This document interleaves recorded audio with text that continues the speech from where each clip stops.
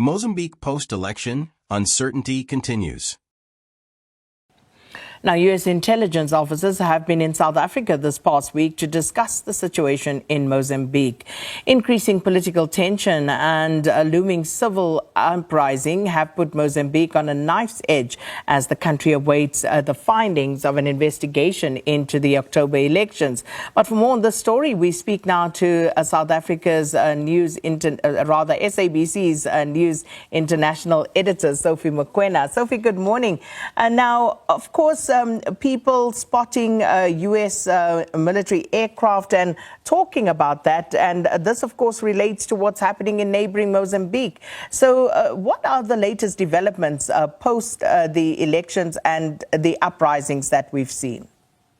Yes, I think as you pointed out in your introduction that the intelligence officers from the United States of America did come to South Africa, where they met the Mozambican counterparts, their Mozambican counterparts, not South African intelligence. They were talking about the situation in Mozambique. Now, we just got information and pictures of a military aircraft in Kruger Airport, which is a border with Mozambique, and this is supposed to be an American plane. So we don't know why that plane is there, and we are still trying to get confirmation from the Department of Defense to check whether indeed this is a U.S. military aircraft and whether they know about it. But the truth of the matter is that the situation is very tense in Mozambique. And you know that, as you pointed out, next week the Constitutional Council has to ratify or issue a different directive in terms of the outcome of the elections in that country, because it doesn't end with the Electoral Commission only, the electoral process in Mozambique. So as that date is drawing nearer, you can see that tension is escalating. I was talking yesterday with one of the senior members of Mondlana's party, who was in KwaZulu-Natal, saying that he was going to observe the MK party rally and events as they celebrated 1 year.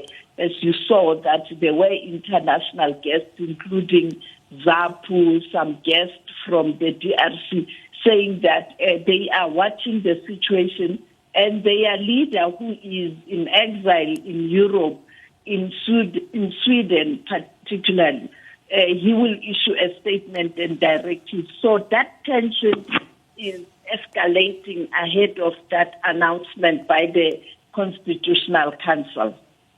And just a quick one, Sophie, what is the U.S.'s interest in Mozambique? You know, when you look at that problem of Cabo Delgado, you know that there are foreign interests in terms of multinational companies. You know, even Total was part of that, and you know that those big multinational companies, they get support from their own government. The issue of oil and gas in that region has led to the scramble for control or in making inroads in terms of the relationship with the government, or, you know, trying to get those resources there in that country, particularly after the Ukraine war, where there was a problem in terms of gas supply in Europe, and countries were looking for alternatives when they took a decision to impose sanctions on Russia.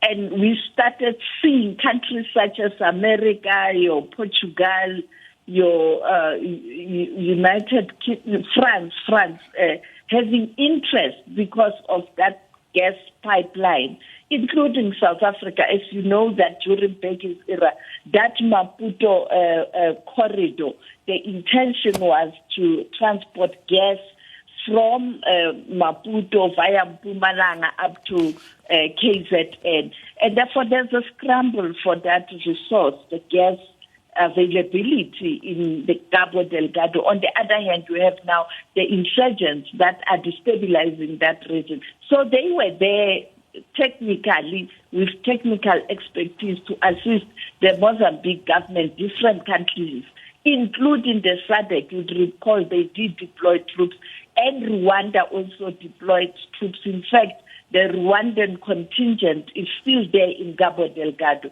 So there's that whole security scenario there, and many countries assisting. And I think that has to do with that also in terms of they've been there, they've been supplying technical assistance, and now I think they are trying to look at this latest security challenge in that country now. Thanks for watching. Share, like, and subscribe.